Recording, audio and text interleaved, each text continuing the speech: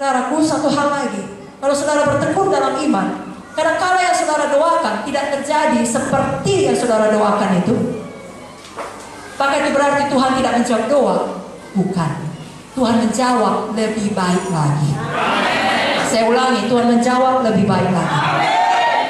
Dan kerap kali waktu Tuhan berbeda dengan waktu kita. Kita pikir sudah terlambat. Kita pikir kok lama kali ya Tuhan. Sudah kami berdoa, kok kelihatannya gak terjadi apa-apa. Tuhan tidak pernah terburu-buru.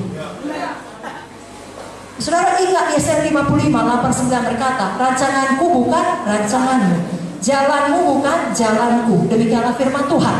Seperti tingginya langit dan bumi, demikianlah tingginya jalanku dari jalanmu, rancanganku dari rancanganmu.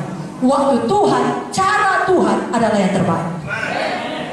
Saudara ingat kisah Lazarus kemarin. Maria dan Marta berdoa untuk kesembuhan. Maria dan Marta berpikir Tuhan sudah terlambat. Tapi apa yang dilakukan Tuhan? Mereka berdoa untuk kesembuhan. Tuhan beri lebih dahsyat. Tuhan beri kebangkitan. Tuhan tidak pernah terlambat. Sebabnya saudara yang berdoa untuk satu hal, berdoa dengan tekun. 1 Korintus 2 ayat 9 berkata, apa yang tak pernah dilihat oleh mata, tak pernah didengar oleh telinga, tak pernah timbul dalam hati manusia, itulah disediakan Allah untuk mereka yang mengasihi Dia. Amin. Kalau saudara ingat dalam Kejadian 1 ayat 1, saya buka kembali kepada buku yang pertama, saudaraku. Di sini dikatakan, bukalah Alkitab saudara, agar sama-sama saudara bisa melihatnya. Pada mulanya Allah menciptakan langit dan bumi. Ayat 2, bumi belum berbentuk dan kosong, gelap gulita menutupi samudra raya, dan roh Allah melayang-layang di atas permukaan air. Ayat 3, berfirmanlah Allah, jadilah terang, lalu terang itu jadi.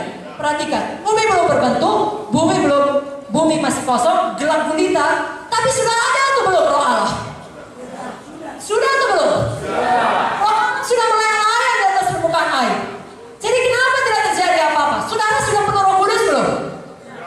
Katakan sudah. Menunggu firman diucapkan. Ketika firman diucapkan Tuhan, jadilah terang, maka terang itu jadi. Kalau saudara bertekun dalam iman, terus ucapkan kemenangan saudara. Roh Kudus menunggu itu. Karena ucapan saudara dapat menjadikan dari yang tidak ada menjadi ada. Jangan pernah ucapkan kekalahan saudara. Kakak tahu saudara katakan, saya punya keberanian iman. Saya punya ketekunan iman. Saya tidak akan menyerah. Saya fokus pada kekekalan. Saya selesaikan panggilan Tuhan. Saya berubah menjadi seperti Yesus. Saya berbuah, menginjil dan memuridkan. Apapun aniaya, saya tidak akan berhenti. Katakan amin. Berikan tepuk tangan bagi Tuhan Yesus. Haleluya. Maka pada akhirnya saudara akan sampai pada kemenangan iman. Saudara tahu apa itu kemenangan iman? Seperti yang dikatakan Kaleb, berikan padaku Hebron. 85 tahun, paling tua. Sama seperti Abraham tadi, tidak ada dasar untuk berharap. Tidak cocok dia lagi yang pergi berperang. Bahkan dia berperang bukan melawan sembarang raksasa, melawan Kiryat Arba, orang enak yang paling besar. Dia bukan berkata, dulu aku udah pernah capek bangun sidang, sekarang masa kau suruh bangun sidang lagi, Tuhan aku udah tua, suruh yang lebih muda itu. Kalian tidak berkata demikian. Dulu aku kuat, sekarang ini kekuatanku sama dengan 45 tahun dahulu.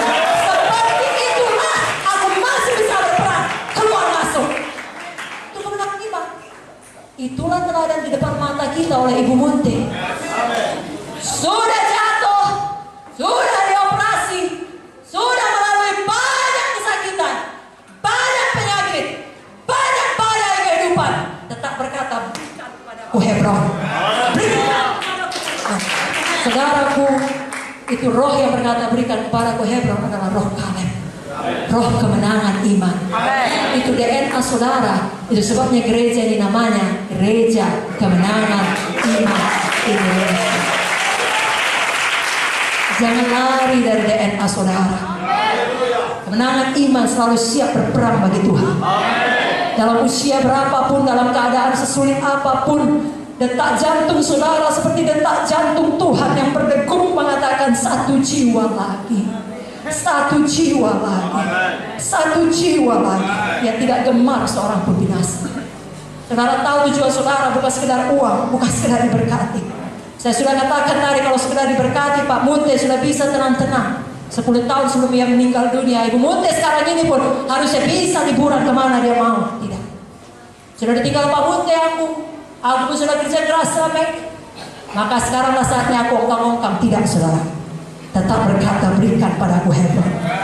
Selagi masih ada nafas, kita tahu aku tidak akan mati tetapi hidup untuk menceritakan perbuatan-perbuatan Tuhan yang ajaib di dalam teladan kita. Roh Kaleb yang sampai kepada Hebron. Dan begitulah siklusnya terus. Keberanian iman, ketekunan iman, kemenangan iman.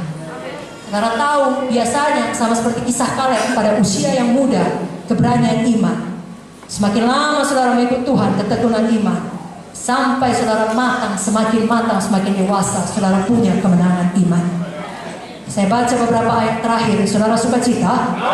Ibrani 11 ayat 32. Dan apakah lagi yang harus aku sebut? Sebab aku akan kekurangan waktu apabila aku hendak menceritakan tentang Gideon, Barak, Simpson, Jefta, Daud, Samuel, para nabi. Yang karena iman, karena apa saudaraku? Karena uang, karena pendidikan,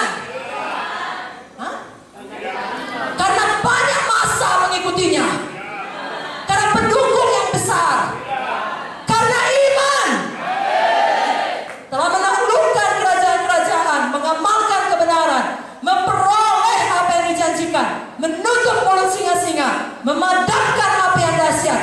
Mereka telah luput dari mata pedang, telah beroleh kekuatan dan kelemahan, telah menjadi kuat dalam peperangan, dan telah memukul mundur pasukan-pasukan tentara asing. Itulah dia, mujizat demi mujizat.